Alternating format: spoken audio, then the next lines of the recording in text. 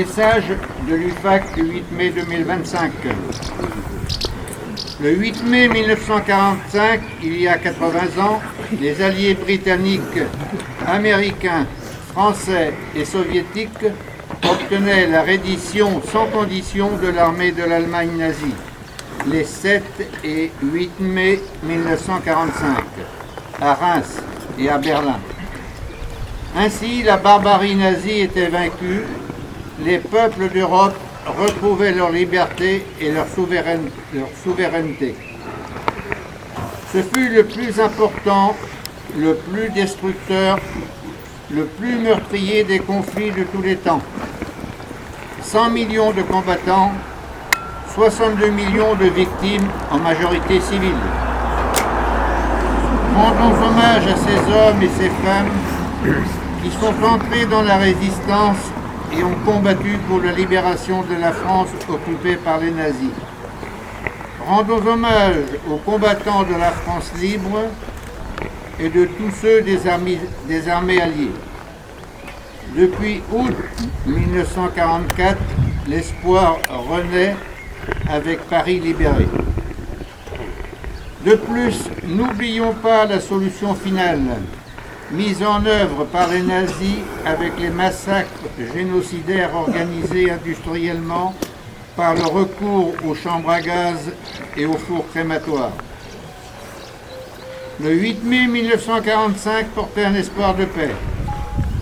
Aujourd'hui, la guerre est aux portes de l'Europe avec l'agression de la Russie contre l'Ukraine.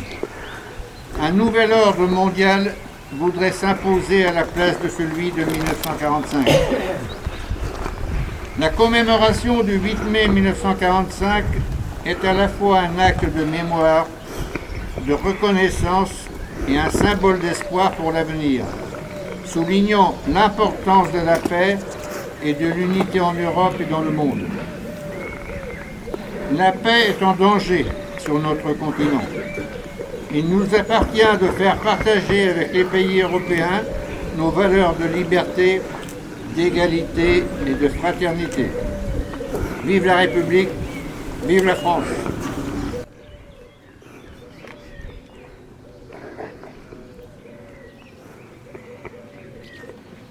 Avant de lire le discours officiel du ministre des Armées, je voudrais attirer votre attention sur le fait que, en ce 80e anniversaire, jamais la guerre n'a été aussi présente sur notre planète, puisqu'aucun continent n'est à l'abri aujourd'hui.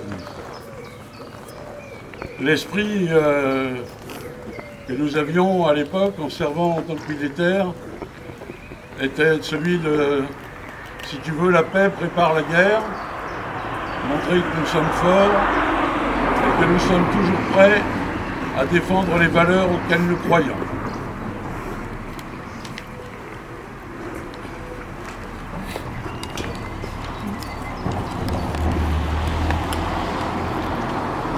Message de M.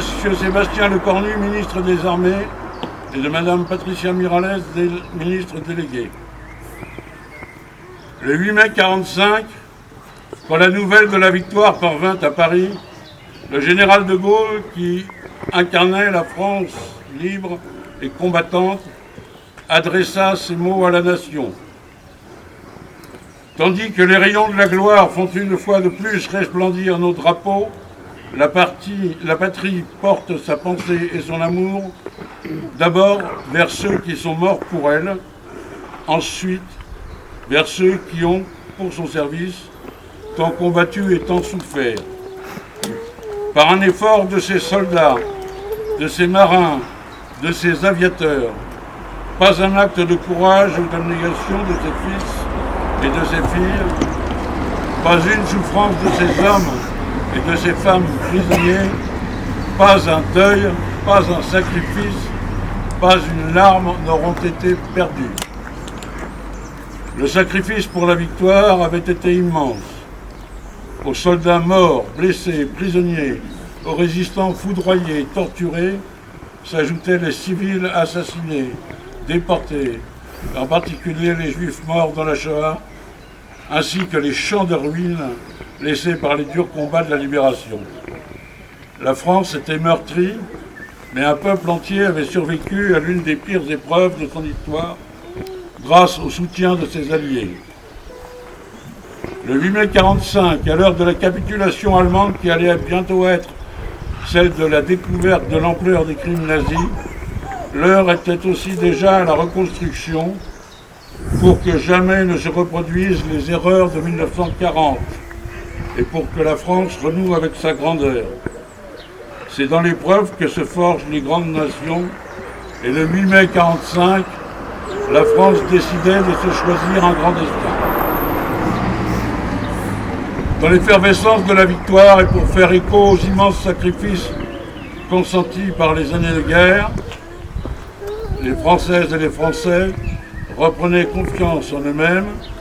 Ils choisissaient de redonner au pays son indépendance, sa puissance et sa prospérité dans un monde où tous les équilibres se redessinaient autour des deux grandes puissances.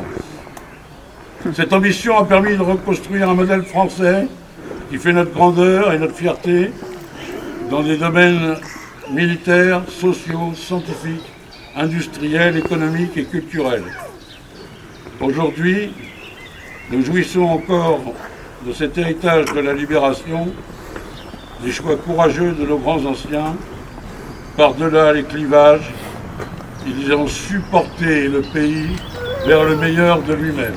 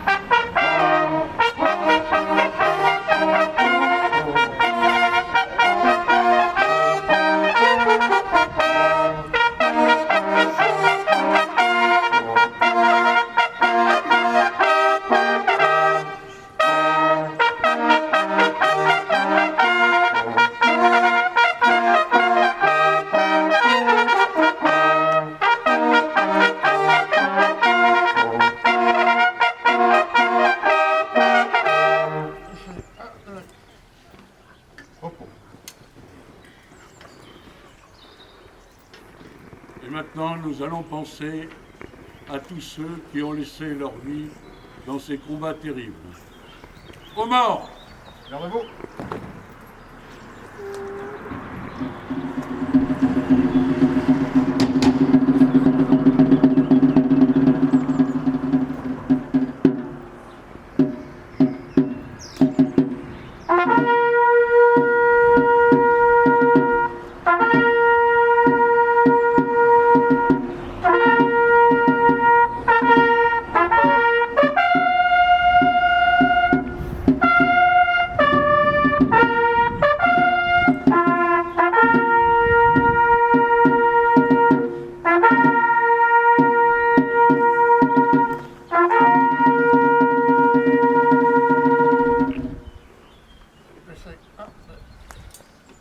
Repos.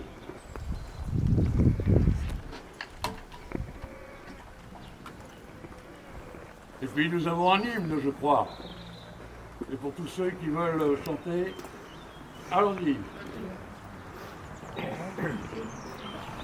Gardez-vous.